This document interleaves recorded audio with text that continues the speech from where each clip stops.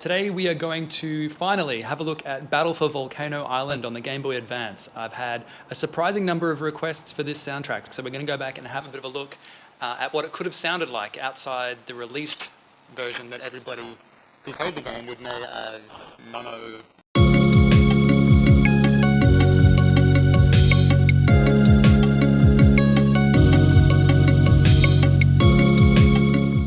So this was my second game that I worked on after Avatar on Game Boy Advance, and before doing any of these I submitted an audition piece because the guys at Halfbrick told me that they were working on a game around the SpongeBob license. I'm thinking the best way to do this video might be to make a playlist that I link to somehow. Yeah, so this project was really pretty fun to work on at the time. It was 8-bit Game Boy Advance, so old school. Advance. How do I pronounce that? I don't know. Breaking it down. I do want to show this. I want this to be a little demo, so... No, I can't. I'm freaking out. I'm having a panic attack. Next time. So I will showcase some of this. I'll show... I just want to die right now. This is so difficult.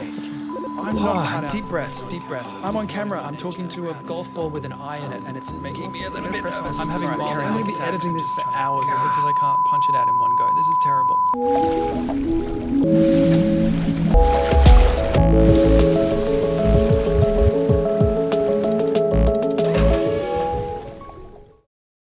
Yeah, this was a really fun project to work on. Watching cartoons and deciding what music to put behind them was a pretty fun way to spend my time. Game Boy Advance, 8-bit technology, so I was using 8-bit sounds, which by their very nature are crunchy and scratchy, and it was retro when I was doing it. Yeah, so as the composer for this game, it was my job to blend the existing cartoon licenses and combine brands in a friendly way that didn't cause any kind of clashes musically or with sound effects, so heavy metal was off the menu. I did want to discuss the format in which I wrote these tunes, which is the XM music format, which is it's still, I think, a pretty cool format to write music in. It's obsolete, nobody really needs it anymore because we can stream MP3 files. We're not constrained by RAM anymore, or storage is not an issue anymore, and CPU power can handle decoding MP3, so this style of making music isn't really needed unless you wanted to do cool adaptive interactive stuff. So on that front, I'm still a big fan of XM because when you write in XM, you're writing the music, but the music is the code. So from that, it's super adaptive and super flexible in terms of integrating it with a game because you've got a whole bunch of commands that are triggering a bunch of samples. Samples?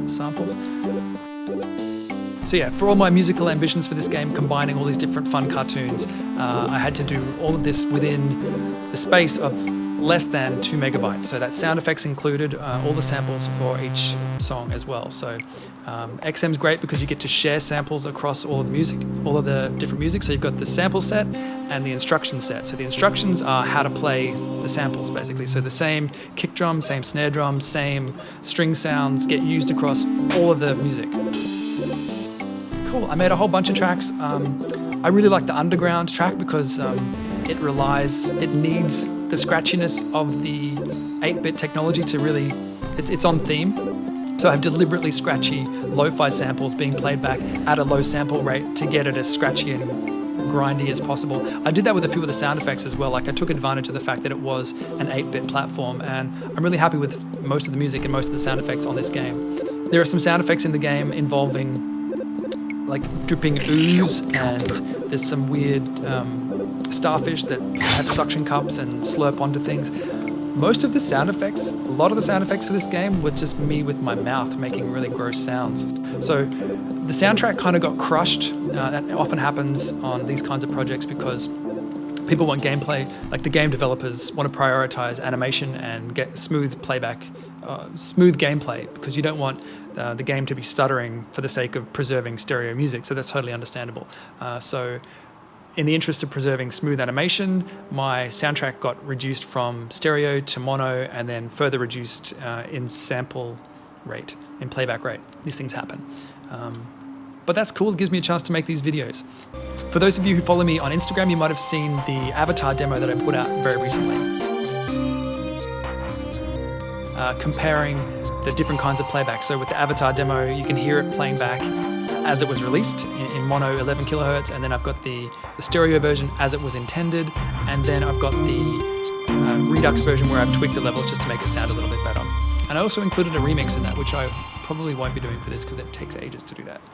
I wanted to talk about the original intro theme that I'd written for this, which was based off the graphic, which later got changed for the start screen. So all you had is a still graphic with this giant purple volcano and all of the characters for the game getting ready to go and tackle this evil monster or whatever. But they've got a big sense of adventure on their faces. So I'm interpreting that mood and then writing music to suit that mood. And then obviously tapping into the title of the game, which is Battle for Volcano Island, and at the same time respecting all of the different brands that are coming together. So it's got to be pretty friendly because these are cartoon licenses, but it's also got to be a call to adventure because there's a giant erupting volcano in the background and they're off to go and sort this stuff out. So on that basis, I wrote a track.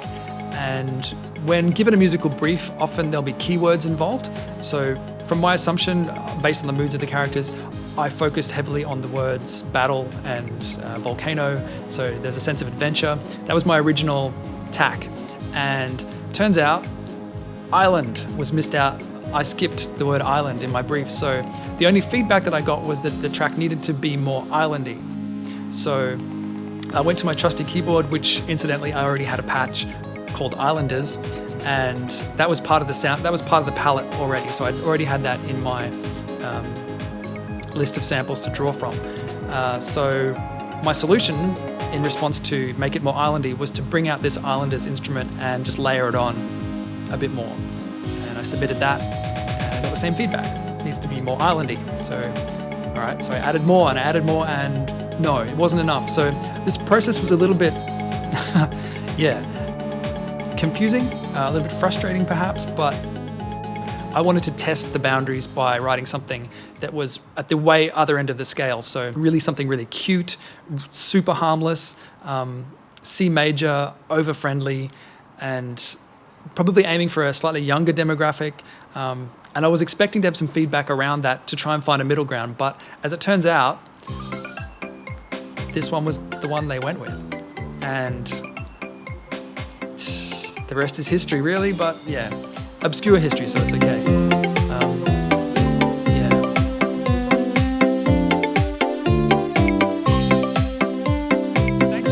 Thanks for sticking with me on this video. This might be longer than my usual ones. I'm not sure how this is going to pan out after editing, but yeah, leave a comment, say hi, and get me on Instagram too if you want, because I post more regularly on there. I can post small previews of stuff. I don't have to overthink the production nearly as much.